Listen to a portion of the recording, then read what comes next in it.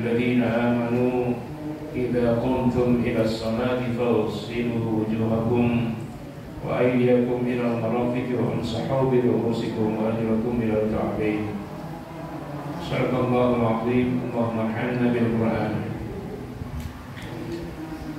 الطلاب الطالبات، نشكر الله تعالى الذي أنعمنا نعما كثيرة، ونصلي ونسلم على رسولنا محمد صلى الله عليه وسلم الذي أخرجنا وأحملنا من ظلمات الجاهلية إلى نور الإسلامية حتى نستطيع أن نفرق بين الحق والباطل ونفعل الخيرات في حياتنا حتى يأتينا اليقين إن شاء الله. نحن قد درسنا عن الوضوء، قد درسنا عن سنن الوضوء. كم سنن الوضوء؟ 17 منها التسمية في أوله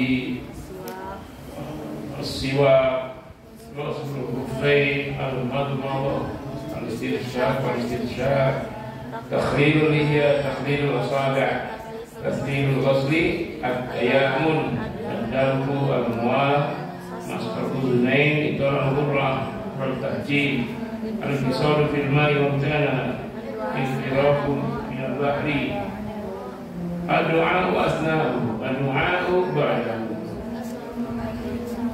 صلاة ركعتين بعده. هذا من سنن الوضوء. ومكروهات العكس، makruhnya sebaliknya ya. Wa nawaqidul wudu, hal-hal yang membatal wudu apa? Kullu ma kharaja min sabilain, al-qubul wa dubur, al-baul wal ghaid, rihat dubur, ya al-manni wal madhi wal wadi. Wan nawmu al-mustaghriqul ladzi la yaqdi ma'ahu idraku ma'adami tamakkunil maq'adah min al-ardi, zawalul aqli, massul farji biduni ha'il. Wal'an nahnu sanata'allam ma la yanqudul wudu'a, ma la yanqudul wudu', hal-hal yang tidak membatalkan wudu. Yuqsadu bihadzal mawdu', maksud dari judul ini adalah yang selama ini diduga membatalkan wudu ternyata tidak membatalkan wudu. Jadi ini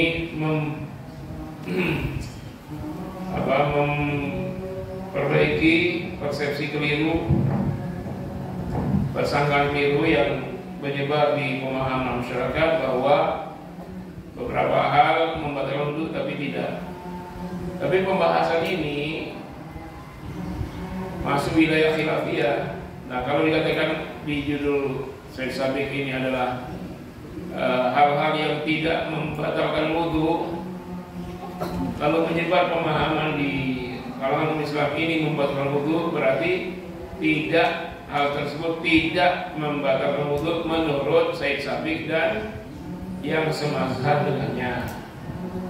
Gitu maksudnya. Tapi pemahaman sebaliknya bagi yang berbeda pendapatnya. Sehingga ini beberapa hal masuk wilayah khilafiyah, beberapa hal tidak termasuk dalam wilayah khilafiyah. Kalau dia tidak termasuk wilayah khilafiyah, maksudnya semua mazhab setuju dengan pendapat ini.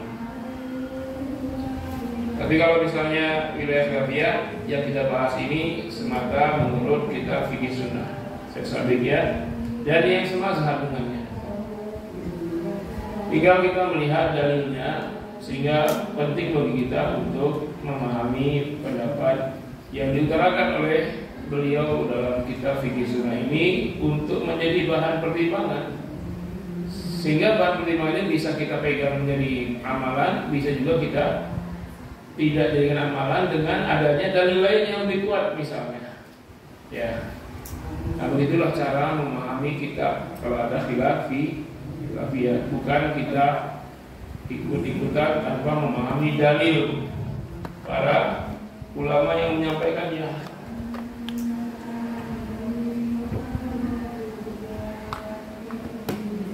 Oke ya, silakan dipersiapkan siapa yang baca. Udah ketemu halaman berapa? 37 kalau sini sama 33 ada kita ini. Oke, silakan.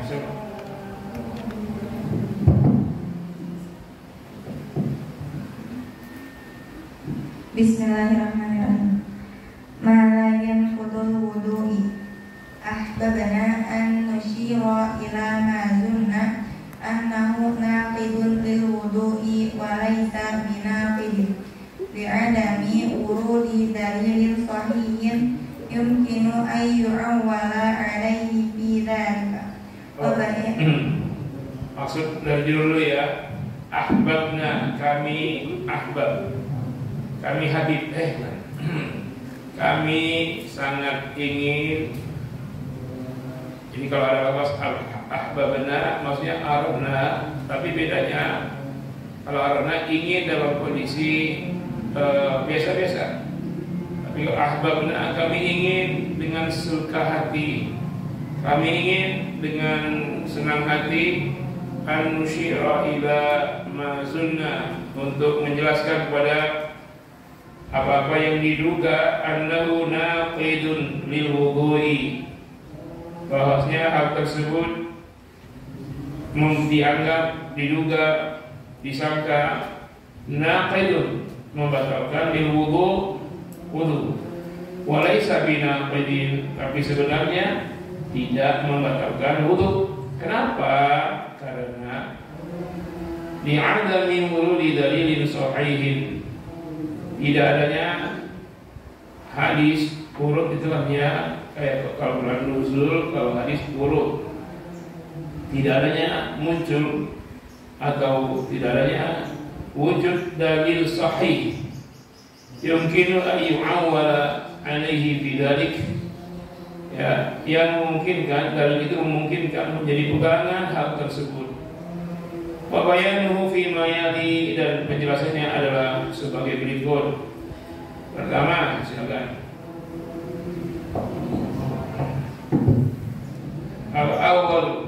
Al-awwal lamsul mar'ati biduni ha'ilin. Fa'an Aisyah radhiyallahu anha anna Rasulullah sallallahu alaihi wasallam qabbalaha wa huwa sha'imun wa qala inna qablata la tanqudul wudu'a wa la tufattiru sha'ima. Akhrajahu Ishaq bin Rahawayi wa akhrajahu aidan al-Bazzaru bisanadin jayyid. Qala Abdul Haq la a'lamu lahu illatun tujibu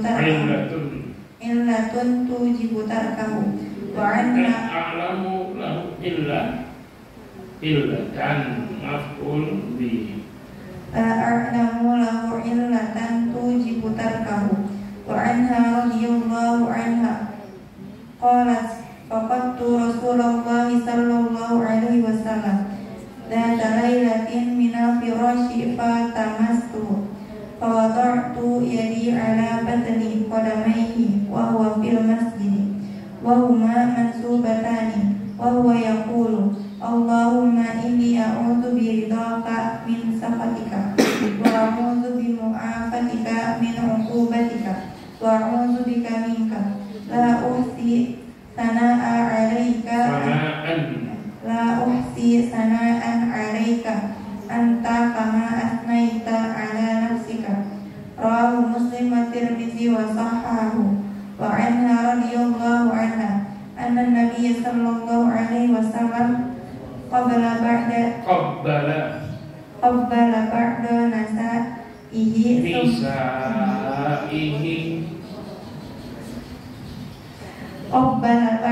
nisaihi thumma kharaja ila salati wa lam yatawadda. Rawahu Ahmad wal arba'ah bisanadin rijaluhu thiqatun.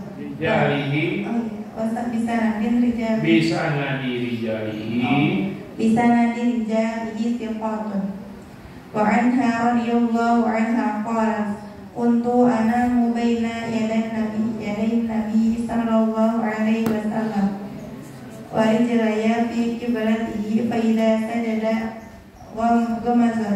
غمزني فقبضت رجلي وفي لفظ فإذا أراد أن يسجد غمز رجلي متفق عليه.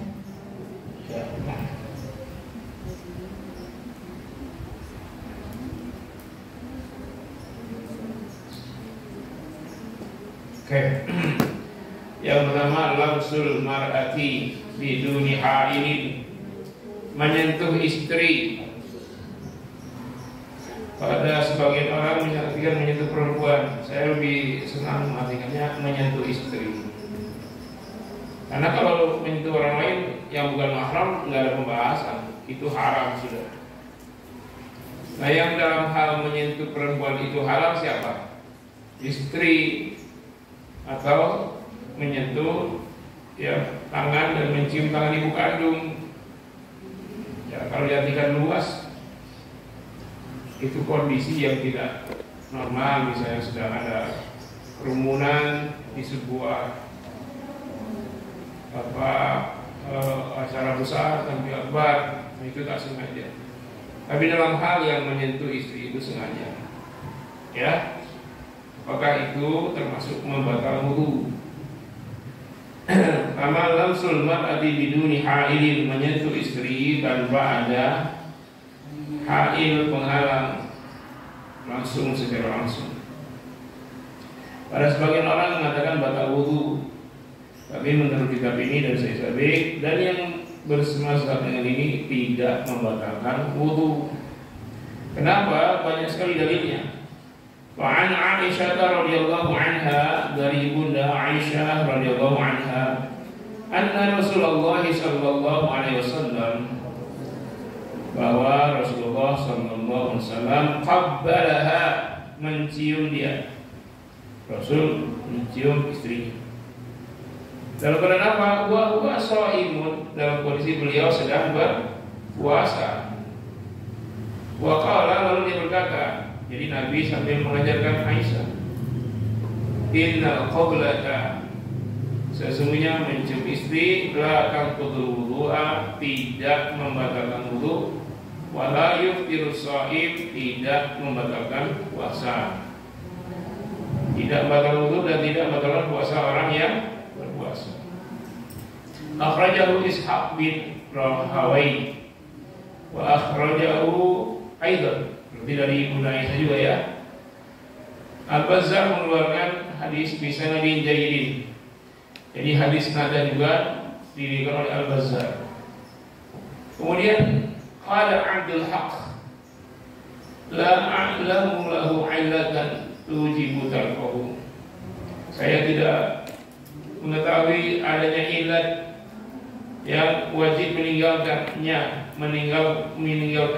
di sini. Pengamalan hadis ini bahwa mencium istri tidak membatalkan wudu dan tidak pula membatalkan puasa. Bahkan ada hadis lain, wa anha radhiyallahu anha, ya, dan darinya siapa di sini? Aisyah. Jadi kalau hadis-hadis terkait pintu rumah Nabi ke dalam, lalu hadis itu bertentangan dengan sahabat lain misalnya, dan hadis isi rumah Nabi, satu diriwayatkan oleh Aisyah dan satu diriwayatkan oleh Zaid bin Thabit misalnya, dan bertentangan hadisnya, kalian pakai mana? Ya, terkait hadis-hadis rumah ya. Tapi kalau hadis-hadis terkait dengan perjalanan musafir jauh, perjalanan perang, nah, jika bertentangan ya, tapi kedua-duanya bertentangan dalam posisi sama-sama hasan atau sama-sama hasan dari misalnya. Lalu kita harus memilih yang mana? Hadis-hadis jihad, hadis Zaid bin Thabit. Jadi kita memahami hadis itu harus tahu setting sosial. Apa setting sosial? Kondisi real waktu itu. tidak memakai ukuran standar hari ini. Termasuk perbuatan Nabi. Misalnya Nabi menikah dengan Aisyah umur 6 tahun. Kalau kita pakai kondisi real hari ini, wah, keterlaluan laki-laki umur 55 ya atau lebih, itu 53 ya, 50-an lah pokoknya, menikah dengan 6 tahun, pakai ukuran sekarang, langsung ribut semua itu. Komisi Arab ribut HAM ribut, semua ribut. Dulu pernah Puji namanya, menikah dengan anak gadis 12 tahun, ditangkap dia, masuk penjara. Alasan beliau apa? Nabi saja dengan Aisyah 6 tahun, dia bawa kitabnya ya. Dan tidak ada yang dipaksa, kedua orang tuanya juga ikhlas. Dan memang saya menjadi seorang kaya raya, tapi dia ditangkap di penjara. Karena undang-undang sekarang nggak boleh menikah di bawah umur. Dan zaman Nabi tidak seperti itu. Kenapa? Kondisi sosialnya punya anak perempuan itu aib dulu, sangat tidak bermartabat. Keluarga-keluarga yang punya anak perempuan, keluarganya langsung jatuh kedudukannya di tengah masyarakat. Karena zaman itu perempuan nggak ada gunanya, menjadi beban saja. Kalau perang nggak bisa apa-apa, malah membebani pasukan. Nah itu persepsi dulu. Tapi dengan menikahi Ibu Aisyah, Rasul ingin ya merubah persepsi itu. Tidak boleh lagi anak perempuan ataupun perempuan secara umum, mau anak-anak mau ibu-ibu, yang dilecehkan, yang dihinakan, yang dianggap sampah. Karena sama antara laki dan perempuan. Makanya dalam hadis disebutkan, siapa saja yang beriman, beramal soleh, mau laki-laki mau perempuan, maka dia layak dapat surga, maka dia layak dapat hamba Allah yang tercinta. Gak peduli laki atau perempuan. Itulah Islam. Nah sekarang saya tanya, tokoh emansipasi perempuan siapa? Era ini Nabi. Ya, Nabi itulah. Dulu perempuan itu jadi sesuatu yang tak berharga. Lalu datanglah Rasulullah, perempuan menjadi sangat dimuliakan dalam Islam. Bahkan ada riwayat, walaupun ini bukan hadis, mengatakan bahwa surga di bawah telapak kaki perempuan. Banyak juga mahfuzat, para ulama berpendapat, al-mar'atu imadul bilad, negara ya tidak akan pernah berdiri kalau tidak ada perempuan. Kenapa? Al-mar'ah, perempuan itu tiangnya negara. Coba kalau kita punya bangun nggak punya tiang, nggak punya ini tiang-tiang, bisa nggak bangunannya berdiri? Nggak bisa. Ya, itu contohnya, nggak ada tiangnya, roboh aja. Kalau ada tiang pancang, lihat aja. Nah, jadi kalian bisa jawab kalau ada orang yang pemahamannya tidak sama, karena mereka menilai masa lalu dengan standar ukur sekarang. Masa lalu lihat sosialnya masa lalu. Nah ini kondisinya begitu ya. Jadi kalau Ibu Aisyah sudah bersama Nabi di usia 9 tahun, bukan karena apa-apa, tapi semata-mata sebuah. Jadi Islam ini bukannya teori. Mana teorinya Islam itu memuliakan perempuan? Langsung dipraktikkan Nabi dalam kehidupan fakta. Jadi semua isi Al-Quran tidak hanya kebaikan-kebaikan yang tertulis dalam kitab lalu tidak ada amalnya. Bagaimana Al-Quran yang tertulis di kitab itu diamalkan? Lihatlah Nabi. Ketika Ibu Aisyah radhiyallahu anha ditanya orang, "Ma khuluquhur Rasul?" Rasul akhlaknya apa? Karena Rasulullah khuluquhul Quran, kata Ibu Aisyah. Karena Rasulullah itu khuluquhu, akhlaknya Al-Quran. Jadi jelas sekali secara tafsir Al-Quran itu jelas. Lalu bagaimana diamalkan juga jelas. Sehingga bagi kita mengamalkan Quran itu sangat mudah. Orang yang kesulitan mengamalkan Quran karena dia tidak mempelajari Al-Quran itu. Kadang orang mencukupkan diri sebatas membaca Al-Quran sehari satu juz bagus. Ya, tapi kalau hanya membaca tanpa dipahami akan sulit mengamalkannya. Pengamalan yang benar dari Al-Quran dari pemahaman yang benar, ya kan? Pemahaman yang benar dari penafsiran yang benar. Penafsiran yang benar berasal dari ya ilmu basic yang benar. Ilmu basic untuk tafsir apa? Misalnya nahwu dan sorof, itu wajib itu bagi seorang mufassir. Selain itu dia memahami juga ilmu balaghah, memahami al-makki wal madani, ayat-ayat makkiyah, madaniyah, ya kan? Ayat-ayat yang mutlak, al-mutlak wal muqayyad. Asbabun nuzul, sebab-sebab turun ayat termasuk itu tadi itu setting sosial. Lalu munasabatul ayat, munasabat kaitan antara ayat ini dengan ayat sebelumnya, ayat ini dengan ayat setelahnya.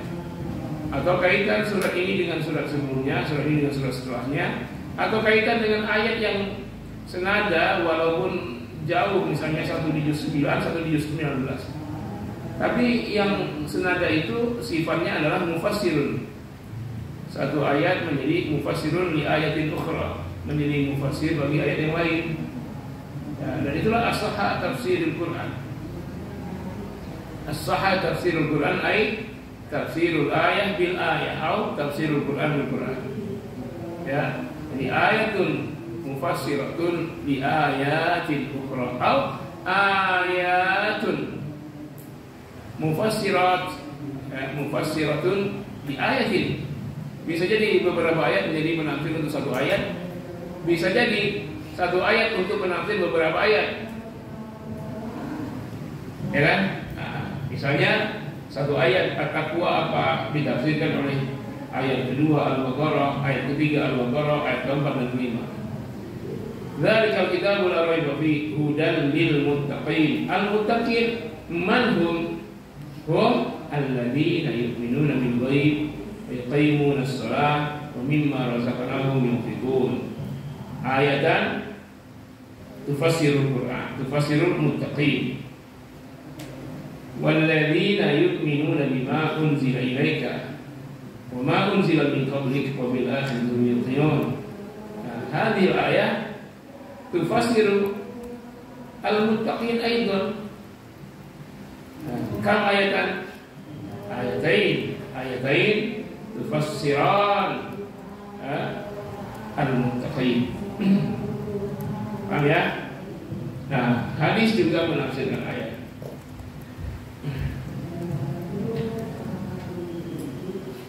وعنها النمري أخرج إسحاق بن راوحي وأخرجه أيضا البزار. Juga hadis ini dikeluarkan oleh Al-Bazzar dengan sanad yang jayyid. Qala Abdul Haqqi la a'lamu lahu 'illatan. Saya sudah tadi ya.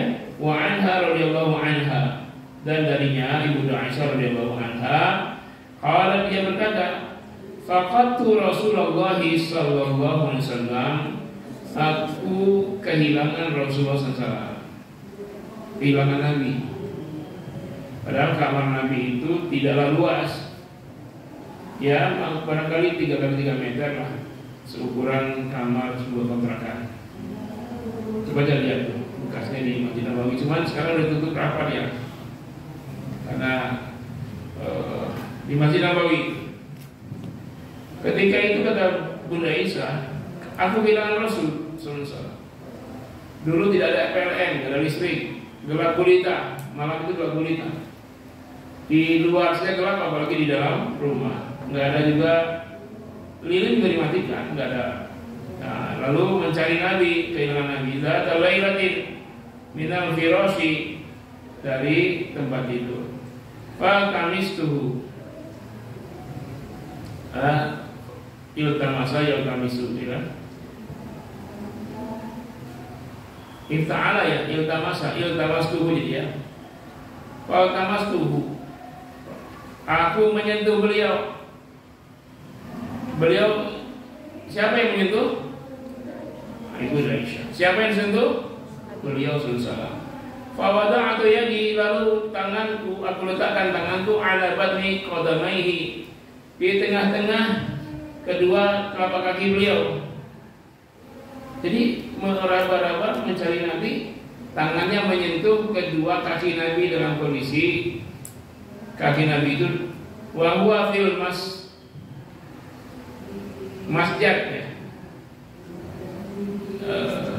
Masjid fil masjid, dan dia berada dalam kondisi bukan masjid tempat masjid, maksudnya beliau sedang kondisi sujud. Beliau dalam posisi sujud. Masjidun dalam pengertian asjal isjidu. Ya, masjidun ya. Af'al fi'lu maf'ilun. Nah, maf'ilun ya. Maf'ilun ya. Musjidun ya. Fil musjidun. Beliau dalam keadaan musjidun, sedang dalam sujud. Ya kan? Af'ala apa asli fa'ilnya? Muf'ilun, asjada musjidun. Dalam keadaan musjid, dalam keadaan sujud. Wa huwa mansubatan, kedua kakinya itu sedang berdiri. Begini, bukan kaki lagi berdiri, ini sujud. Nah, kodam itu kodam, tahu kodam?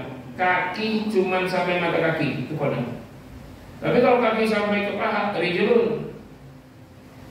Nah, jadi kaki beliau itu posisi sujud gimana sih? Posisi sujud gimana? Coba sujud. Coba satu sujud sih. Coba sujud lagi. Kamu sujud lebih. Sujud. Biar benar. Saya nggak lihat yang perempuan. Nggak apa-apa. Nah, sujud. Nah, kalian lihat kaki belakang Lydia, ya kan? Nah, berdiri nggak? Nah, itu namanya mansubatan. Lagi mansubatan, berdiri. Bukan mansubatan wa alamatu nasbi fathatun zahirun, bukan. Nah, nyari-nyari apa ini? Nah, dipegang-pegang oleh Ibunda Aisyah. Oh, kaki Nabi. Jadi dipegang bagian telapak kaki Nabi itu. Nah, qadamaihi. Udah pegang dua-duanya. Oh, Nabi bukan lagi tidur, ternyata lagi sujud. Nabi lagi sujud. Kalau bersentuhan dengan perempuan itu batal, pasti Nabi membatalkan sholat. Tapi Nabi tidak. Beliau tidak terganggu dengan sentuhan Aisyah. Beliau tetap dalam sujud. Beliau tetap dalam keadaan sujud. Wa wada'tu yadi ala badi qadamaihi wa huwa fil masjid wa huma mansubatan wa huwa yaqul, dalam kondisi beliau lagi berdoa. Oh, hal itu ya, wa halul jumlatun ismiyatun wa huwa mubtada yaqul khabar jumlah wa jumlatul ismiyah halul jumlah wa huwa yaqulu berdoa Allahumma inni a'udzu biridhaka min sakhatik. Ya Allah, sesungguhnya aku berlindung dengan segala ridhomu, min sakhatik, dari kemarahan. Ini doa sujud ini. Nanti amalkan ini doa sujud setelah kalian baca subhanakallahumma bihamdika allahumma ighfirli, subhana rabbil a'la, subhana rabbil a'la, subhana rabbil a'la, subhana rabbil a'la bihamdi. Baca ini. Ya. Doa sujud. Makanya Nabi itu sujudnya lama sekali. Baca apa sih? Nah, itu di antaranya. Apa doa Nabi? Allahumma inni a'udzu biridhaka min sakhatik. Ya Allah, sesungguhnya aku berlindung dengan ridhomu dari marahmu, dari kemarahanmu. Wa a'udzu bimu'afatik, ya, min 'uqubatik, dan aku berlindung kepadamu, bimu'afatika, dengan naungan kasih sayangmu, min 'uqubatik, dari siksamu, dari siksa, apa? Hukuman, dari hukumanmu. Kalian sering kena iqab kan? Nah, itu hukum iqab. Iqabnya di pondok apa? Baca satu juz. Satu gamis berserakan, ganti 1 juz. Ya, satu kesalahan ganti dengan 10 hadis. Nah, itu iqab. Nah, dari hukuman. Allahumma inni a'udzu biridhaka min sakhatik, dari kemarahanmu, wa a'udzu bi mu'afatik, aku berlindung dengan naungan kasihmu, min uqubatik, dari hukumanmu, wa a'udzu bika minka, dan aku berlindung padamu, minka, dari semua deh. Nah, bahasa kita itu minka, dari semuanya deh. Dari azabmu, dari siksa kuburmu, dari azab nerakamu, dari tidak masuk surga, ya, dari ancaman neraka, dari gangguan orang jahat, dari gangguan fitnah, dari gangguan keji, dari orang-orang yang berniat busuk. Nah, ini tidak disebutkan permintaannya apa. Pada lafaz ketiga itu orang tidak paham kenapa Nabi tidak menyebut maf'ul bihnya. Sama kaidahnya kayak dengan tafsir, kalau tidak sebut maf'ul bih apa maksudnya? Berarti semuanya minta perlindungan dari semua, tapi semua yang jelek-jelek. Jadi walaupun lafaznya cuma wa'udzu bika minka, wa'udzu bika, dan aku berlindung pada Engkau ya Allah, darimu, dari apanya? Dari semua kejelekan Engkau lindungi. Dari azab neraka, dari azab kubur, dari ancaman neraka, dari tidak berpeluang masuk surga, dari orang yang berencana menzalimi, dari bencana yang mungkin akan terjadi setelah ini, dari orang-orang yang iri dan dengki, dari yang hasad dan tidak terima atas kesuksesan kita. Ya, karena semakin lama kita semakin banyak orang yang suka, tapi berbarengan dengan semakin banyak orang suka, akan juga semakin banyak orang tidak suka. Itulah sunatullah itu. Semakin kita berjuang dalam kebaikan, semakin banyak yang suka, tapi ada saja yang iri dengki. Kayak dibaca nanti dalam sujudnya. Tahu saya bacanya kan sujud ya, sendiri-sendiri lah bacanya.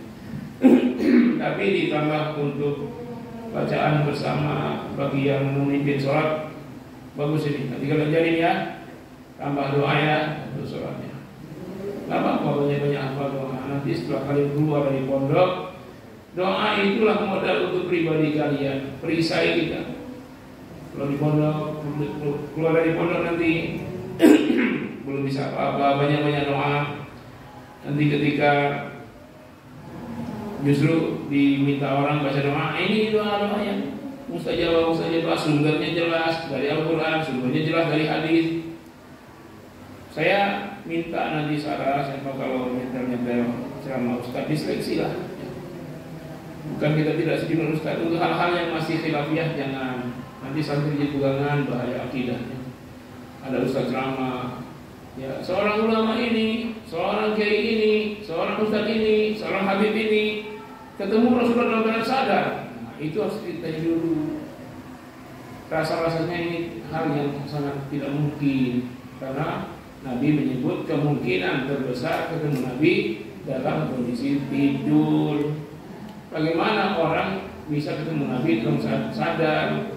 Kalau sadar itu bisa jadi bukan Nabi yang ditemuin, setan yang menjelma. Syekh Abdul Qadir Jailani saja bukan main lagi hebatnya zikir beliau, seorang sufi, seorang yang sangat dekat dengan Allah SWT. Ketika lagi berzikir itu bukan hanya ketemu Nabi, cahaya asyhadu an la ilaha illallah masuk ke dalam jantungnya. Yang kedua masuknya asyhadu anna Muhammadar Rasulullah masuk ke jantungnya. Yang ketiga, cahaya itu bertuliskan wa asyhadu anna Syekh Abdul Qadir Al-Jilani waliullah. Beliau tidak mengucapkan apa-apa, tidak mengatakan alhamdulillah ya Allah, bukan. Beliau berta'awud, a'udzu billahi minasyaitonir rajim. Ternyata ketiga cahaya itu keluar dari dadanya. Berarti setan bisa menjelma dalam bentuk seperti itu ketika orang sedang berzikir. Seorang ulama yang dekat dengan Allah pun masih bisa dimulai syaitan ketika berzikirnya. Nah, seandainya Syekh Abdul Qadir Jailani mengatakan alhamdulillah beliau terima, akhirnya beliau cerita, saya berzikir datanglah cahaya. Bisa dia tidak bohong, tapi itu belum tentu dari Allah dan Rasul. Sama kayak orang bertanya, pendata saya ketemu Nabi lagi sadar. Dulu ada Ustadz Indonesia itu ngomong begitu, tersebar di mana-mana ya di YouTube-nya. Bahkan ketika dia sedang duduk di kasur, tahu dia merasa di belakangnya ada yang sedang duduk juga. Pas dia tarik, ternyata Rasulullah, kata dia. Apa kita percaya? Jadi tolonglah ya. Nanti kalau kultum juga diseleksi itu, kalian muadib. Itu masalah terkait dengan akidah. Akidah itu tidak boleh dalilnya mimpi, nggak boleh. Dalil hadis hasan aja nggak boleh soal akidah. Hadis tuh.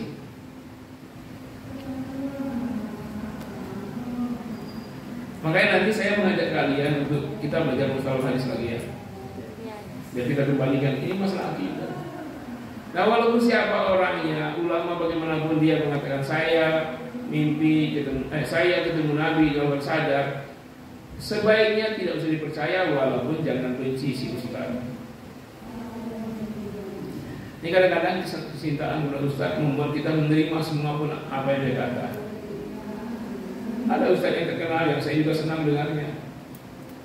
Nanti kalau kampanye orang ngasih amplop, dia cuma amin kabar. Bagaimana ibu-ibu ambil uangnya, ambil amplopnya, jangan pilih partainya, ambil duitnya, jangan coblos calonnya. Nah itu kata si ustaz, itu ngajarin munafik. Nah, kita tidak terima untuk satu pendapat itu, tapi pendapat lainnya kita terima kalau benar. Jadi bukan berarti satu pendapat yang kita tidak setuju langsung kita benci secara keseluruhan ustaz itu. Salah bersikap. Karena kalian akan mencapai derajat itu pula nanti sebagai seorang ustaz, ulama. Nanti pendapat kalian ada yang berbeda dengan yang lain. Maka satu pendapat itu akan diobrak-abrik orang lain. Tapi sikap yang paling bijak, karena si ustaz ini juga manusia, maka yang salah itu pasti ada. Tapi yang benarnya kan jauh lebih banyak. Nah untuk yang salahnya saja kita tidak terima, tapi yang benarnya kita harus terima.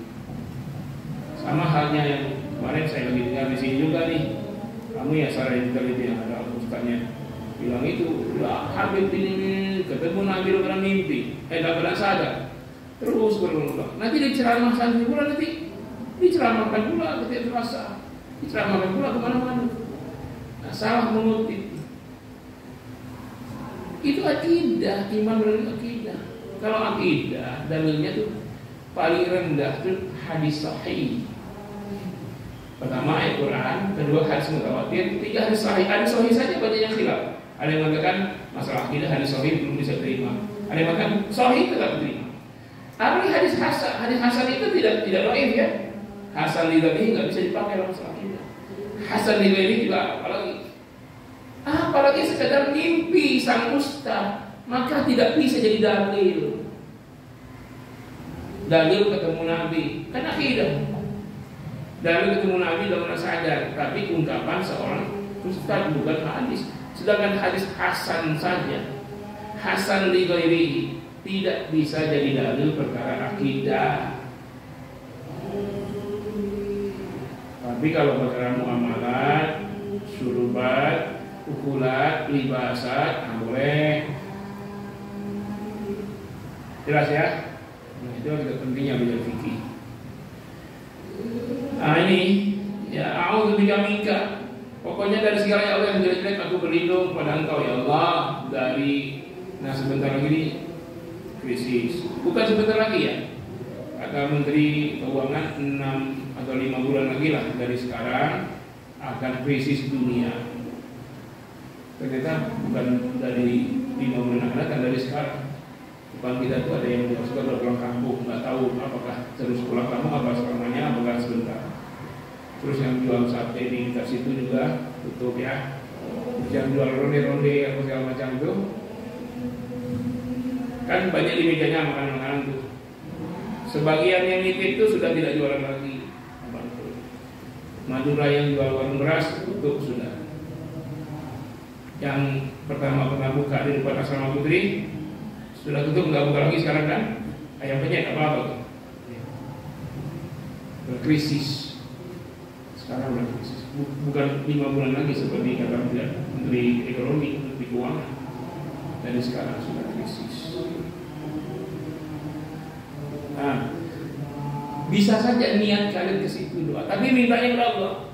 Pokoknya ya Allah, dari manapun yang negatif, wa'udzubika minka, aku berlindung dari krisis. Dan doakan pondok kita jangan sampai krisis pangan santri. Di berbagai tempat saya ceramah, saya sampaikan menanggapi perkataan Menteri bahwa kita akan krisis sebentar lagi ini. Umat Islam harus menguatkan sistem dan jaringan ekonomi. Beredarlah ekonomi sama umat Islam, jual beli sama umat Islam, beredar uang sama umat Islam, antar mereka dulu, sehingga bergeraklah sistem roda ekonomi ini antar kita. Yang bisnis apa, jangan lagi ke wilayah yang lain. Itu walaupun nanti krisis kuat kita, apalagi hasil pertanian umat Islam dikelola umat Islam, lalu beredar misalnya padi. Nanti kan kalau krisis orang susah, beras susah semua. Kalau yang nanam padi di daerah ini sekarang udah antisipasi tanam padi, sayur, buah. Tapi kebijakan ahli ekonomi apa? Dari sekarang harus rajin nabung untuk persiapan menghadapi krisis. Mungkin iya, tapi saya melihat krisis karena apa? Sistem ekonominya. Malah yang masukkan uang ke bank nanti masalah. Kenapa? Banknya tidak bisa bayar. Kalau terjadi krisis, kita simpan uang kita 100 juta di bank, ternyata bank nggak bisa bayar, gimana? Nggak bisa, kita mau ambil uang, nggak bisa diambil, karena uangnya nggak balik. Jadi uang di bank itu sekarang lagi dipakai orang untuk bisnis, nanti dia bayar cicilan setiap bulan. Ada yang beli rumah, beli mobil, beli motor, beli untuk bikin jalan tol, pelabuhan, bandara. Sekarang udah jadi semua itu. Tapi nanti semua sepi, bandara sepi, nggak ada orang, lalu bayar lagi mana cicilan bank? Kalau semua sepi, jualan sepi juga. Nah, kalau orang yang ambil uang di bank itu tidak mampu bayar bulanan ke bank, itu uang kita mau ambil lagi, nggak bisa, udah habis. Nunggu kapan yang utang bayar ke bank? Nah, itu yang utang nggak bisa bayar, gagal bayar.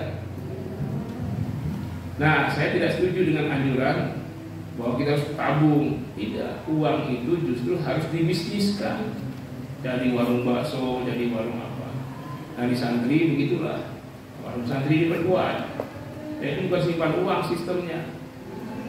Ya, kalau banknya bisa bayar sampai krisis nanti, kalau tidak bisa gagal bayar gimana? Uang kita percuma, banyak-banyak uang di bank tidak bisa diambil. Nah, ini harus pelajari para santri ya. Jadi santri mesti bisa melaksanakan ekonomi Islam, muamalah. Wa'udzubika minka, bisa kalian ulang 3 kali, wa'udzubika minka, wa'udzubika minka, wa'udzubika minka. Ya. Sampai 7 kali. La uhsi thana'an 'alaika. La uhsi, tidak akan pernah cukup. Tidak akan pernah ya sampai kepada hakikatnya. Sana'an 'alaika, pujian-pujianku kepada Engkau ya Allah. Maksudnya bagaimanapun tingginya kita memuja Allah, mungkin kita mengatakan maha besar Engkau ya Allah, kita mengatakan 1000 kali, 20.000 kali, 1.000.000 kali, tidak akan pernah cukup sampai kepada hakikat terpujinya Allah. Allah maha terpuji, tidak bisa dijangkau oleh manusia. Artinya kita mengucapkan alhamdulillah, alhamdulillah, alhamdulillah dengan pujian yang sangat tinggi, segala pujian. Hakikat pujian Allah yang maha terpuji itu, keterpujian Allah itu tidak akan pernah setara dari ucapan pujian kita. Apa maksudnya? Bagaimanapun maksimalnya kita memuji Allah, hakikat Allah yang maha terpuji tidak pernah terjangkau oleh pujian kita. La rahsi sana'an 'alaika, anta, engkau ya Allah, kama asnaika ala nafsik, Ya, maka engkau ya Allah, terpujinya engkau ya, sebagaimana engkau memuji dirimu sendiri. Pujian Allah atas dirinya itulah yang paling tinggi, yang akan sampai tingkatannya kepada kemaha terpujian Allah.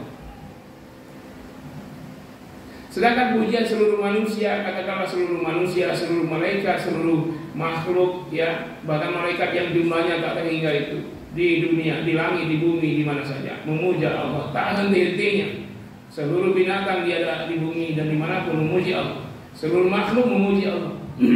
Semua pujian itu tidak akan sampai pada hakikat terpujinya Allah pada taraf keterpujian Allah dalam posisi yang. Nah, maka kita menyerahkan kalau ya Allah, terpuji engkau adalah sesuai dengan engkau memuji dirimu. Jadi itu maksudnya anta kama asnaita ala nafsi. Hakikat terpuji engkau ya Allah sebagaimana engkau memuji atas dirimu. Sedangkan pujian semua makhluk tidak akan sampai pada hakikat terpujinya Allah. Rawahu Muslim wa Tirmidzi wa Shahhah. Ada berapa doa ini? A'udzu Allahumma inni a'udzu biridhaka min sakhatik, satu. Wa a'udzu bika wa a'udzu bi bukan bika wa a'udzu bi mu'afatika min 'uqubatik, dua. Wa a'udzu bika minka, tiga. La uhsi sana'an 'alaika anta kama asnaita 'ala nafsik, berapa jadinya? 4. Hafalkan ya. Apa yang pertama? Allahumma inni a'udzu biridhaka min sakhatik wa a'udzu bi mu'afatik min 'uqubatik wa a'udzu bika minka la tuhsi sana'an 'alaika anta kama asnaita 'ala nafsik. Yang pertama, Allahumma inni a'udzu biridhaka min sakhatik. Yang kedua, wa a'udzu bi mu'afatik min 'uqubatik. Yang ketiga, wa a'udzu bika minka. Yang keempat, la uhsi sana'an 'alaika anta kama asnaita 'ala nafsik. Dua kali, sekali dia, sekali enggak. Mulai. Allahumma inni a'udzu bi ridhaka min sakhatik wa a'udzu bi mu'afatik min 'uqubatik wa a'udzu bika minka anta la uhsi sana'an 'alaika anta kama asnaita 'ala nafsik. Sekali lagi yang lihat. Allahumma inni a'udzu biridhaka min sakhatik wa a'udzu bi mu'afatika min 'uqubatik wa a'udzu bika minka la uhsi sana'an 'alaika anta kama asnaita 'ala nafsik. Ajarin santri yang lain ya, pada subuh sebelum mulai tasbih, sebelum mulai ngajar kita kalau subuh-subuh yang bermanfaat sesampaikan aja ya, ajarin doa ini. Pada sholat bacalah doa ini. Dan ketika sujud masing-masing baca doa ini setelah baca. Jadi nggak mesti apa doa sujud kalian. Saya bacanya subhanakallahumma wa bihamdika allahumma ighfirli. Saya nggak mau saya lain. Bacalah. Kalau imam yang mimpin sujud belum bangun, bacalah. Baca apa? Subhanakallahumma wa bihamdika allahumma ighfirli. Belum bangun tuh imam, baca lagi. Subhana rabbiyal a'la, subhana rabbiyal a'la, subhana rabbiyal a'la wa bihamdi. Belum bangun juga imamnya, baca Allahumma inni a'udzu biridhaka min sakhatik wa a'udzu bi mu'afatika min 'uqubatik wa a'udzu bika minka la uhsi sana'an 'alaika anta kama asnaita 'ala nafsik. Belum bangun juga 3 kali baca itu. Masih belum bangun juga baca apa? Subhanadzil mulki wal malakut wal 'izzati wal jabarut wal kibriyai wal 'azamah. Belum bangun juga baca subuhun qudusun Rabbuna wa Rabbul malaikati wa ruh. Belum baca juga subhanallahil azim, subhanallah wa bihamdihi. Baca berkali-kali. Belum bangun juga, periksa ke imam masih bangun enggak? Kalau belum bangun juga ya. Jadi banyak-banyak doa sujud. Makanya Nabi sujud itu sangat lama. Bukan Nabi sujud itu sambil tidur. Kalau santri lagi tahajud, imamnya sujud, jangan-jangan udah terdengar ngoroknya atau sudah tumpah ilernya. Lagi sujud sempat tidur. Hebatnya lagi santri, lagi berdiri bisa tidur. Wah, ini kalau masuk rekor dunia tercatat itu di Guinness of the Record ini. Kalau sambil berdiri bisa tidur. Wa anha radhiyallahu anha, juga dari ibunda Aisyah radhiyallahu anha, anna Nabiyya sallallahu alaihi wasallam, bahwa Nabi sallallahu alaihi wasallam qabbala ba'da nisaihi. Nabi mencium sebagian istrinya. Ini istri Nabi bukan satu ya. Tsumma kharaja ila shalah, kemudian beliau keluar untuk salat, berarti ke masjid. Wa lam yatawadda, beliau tidak berwudu lebih dahulu. Dia bukan satu istri itu bersiul juga. Ya. Rawah Ahmad wal arba'ah. Ini hanya untuk pengetahuan. Nanti prakteknya kalau kalian sudah nikah, jangan ada saya mau praktekkan ini hadis Nabi padahal belum nikah. Itu dosa besar. Kalau sudah beristri, pahala besar. Itu bedanya. Wa anha radhiyallahu anha anna Nabi sudah terus bisa dari sikap. Wa anha radhiyallahu anha qalat, juga hadis dari beliau lagi. Udah berapa nih di sini? Udah 4 ini ya. Apa kata beliau? Kuntu anamu baina yadai Nabi, bukan yadain, dihilangkan nunnya karena dia dijadikan bihasbin nun. Bukan hasbin nun, yadain kan dua tangan ya, dengan yada yadi ya, tanganku ya, bukan satu tangan. Yadi bukan yadi. Untuk anamu baina, yadain Nabi, betul. Bukan di tangan ini. Bukan. Maksudnya di depan. Baina aidihim, namanya aidi, di depan. Di depan Nabi. Untuk anamu baina yadain Nabi sallallahu alaihi wasallam, saya sedang tidur di depan Nabi sallallahu alaihi wasallam. Wa rajulaya, dan kedua kaki saya fi qiblatihi, berada di kiblat Nabi. Bukan sengaja, karena kamar Nabi itu sempit. Nabi sholat di kamarnya. Bahkan ada riwayat bukan Nabi kalau menselonjorkan kaki saat tidur itu kepalanya kesentuh dinding, kakinya kesentuh dinding. Jadi masih luas kamar santri. Bukan Nabi miskin, bukan Nabi sederhana. Jadi ketika sholat pun, ya, Nabi sholat, Ibnu Aisyah tertidur. Tapi jangan diamalkan begitu, kan Nabi sholat, Ibu Aisyah tidur. Jadi kalau kita bersama istri, nanti istri jadi tidur, suami sholat. Bukan. Ibu Aisyah juga sholat malam, cuman tidak selama Nabi sholat malam. Kadang-kadang Nabi udah setengah sholat baru Ibu Aisyah pergi. Jadi setelah bangun ini Ibu Aisyah sholat. Kalau ikut Nabi, baca Nabi bisa berjus-jus dalam sholat malam itu. Lah kalau itu sholat berjus, ini sujudnya doang panjang lama. Ya, dia warijlaya fi qiblatihi, di depan kiblat Nabi. Faida sajada, saat Nabi sujud, ya, wamazani, beliau meraba-raba kakiku, ya, kemudian faqabattu rijli, ya, kemudian aku memegang kedua kakiku. Jadi Nabi meraba Ibu Aisyah, terpeganglah kedua kaki Aisyah ketika lagi sujud. Terpegang. Faqabattu, menggenggam, ya, menggenggam kakiku. Beliau menggenggam. Diambil kakinya, dipindahin karena itu tempat sujud. Lagi sholat dipindahin. Nabi batal nggak wudunya? Nggak batal.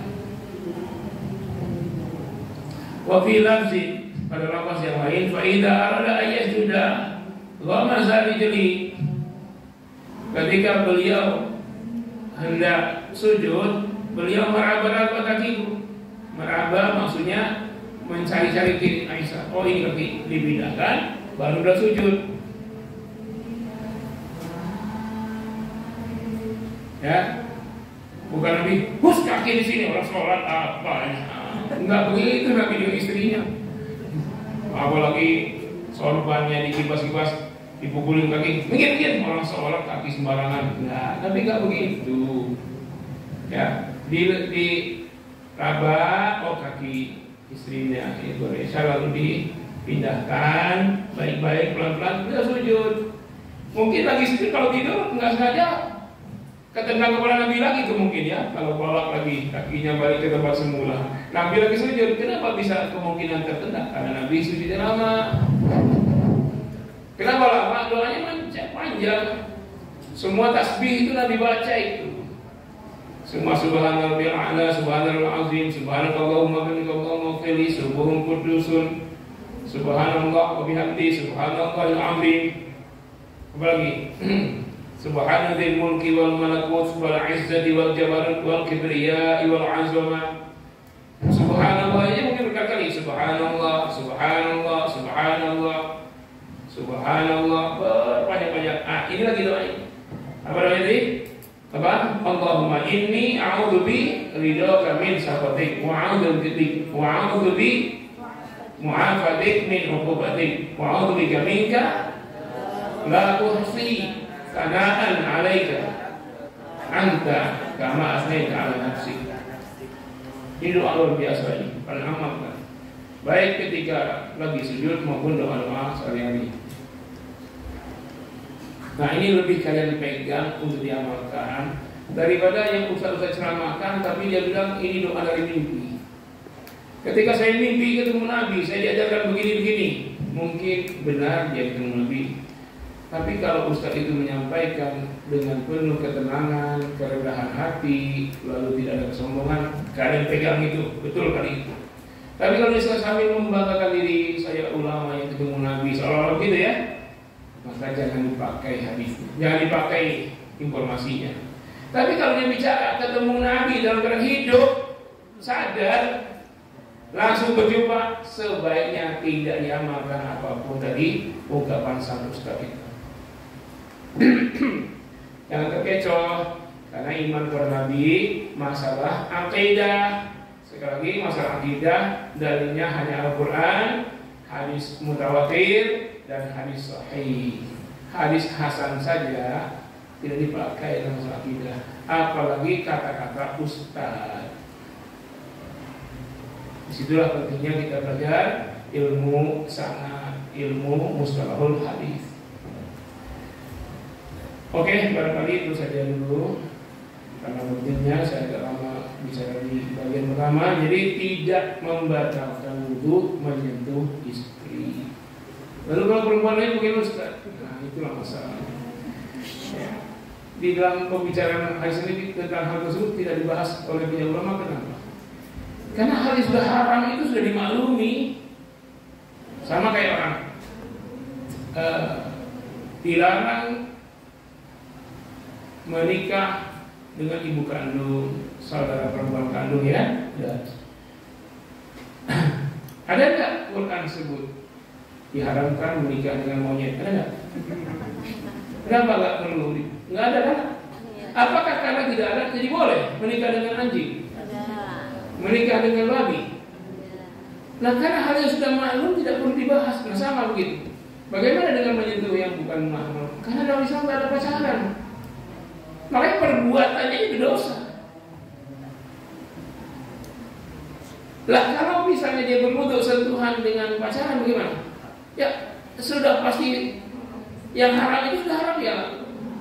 Kalau katanya soal wudunya ya sudah pasti loh. Tidak ada wudu lagi baginya. Kenapa wudu itu bersuci? Dia sentuh pacarnya bukan suci lagi sudah kotor. Nah, kan itu nggak dibahas lagi. Nah, bagaimana yang tidak sengaja tadi kasusnya ya di stadion. Nah, itu bisa dipakai pendapat Imam Hambali atau Hanafi misalnya. Atau Hambali ya. Kalau ada rasa di hati tersentuh itu menyebabkan ada rasa syahwat, batal dia. Kalau tidak ada, tidak batal. Misalnya kan ada dulu kan Islamic buffet itu ramai banget tuh.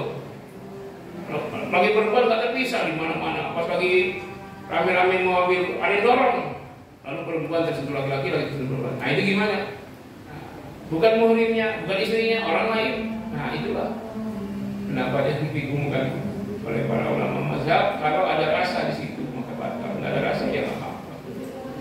Tetapi yang perkara dibahas di kitab fikih itu istri, menyentuh istri batal apa enggak? Kalau mazhab Syafi'i kan batal. Tapi kalau ini dia pakai dalil hadis, beliau katakan tidak batal. Karena Nabi bukan hanya menyentuh, malah mencium kening istrinya sebelum sholat.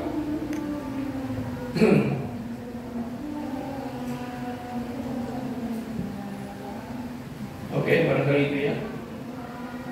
Saya rasa cukup. Ada pertanyaan? Karena Fatul tidak hadir, berarti tidak ada pertanyaan. Baik, demikianlah yang saya sampaikan. Semoga bisa diamalkan, diajarkan ya kepada santri-santri. Termasuk doa tadi. Doa ini doa yang dahsyat. Dia pendek 4 permohonan, tapi sudah menyeluruh 4 permohonan, tapi maknanya permohonan yang sangat besar, menyeluruh. Oke, terima kasih. Demikian yang bisa saya sampaikan. Persiapan untuk makan sore dan sholat maghrib, tolong bantu nanti santri-santri setoran dan hafalan dan makan. Assalamualaikum warahmatullahi wabarakatuh.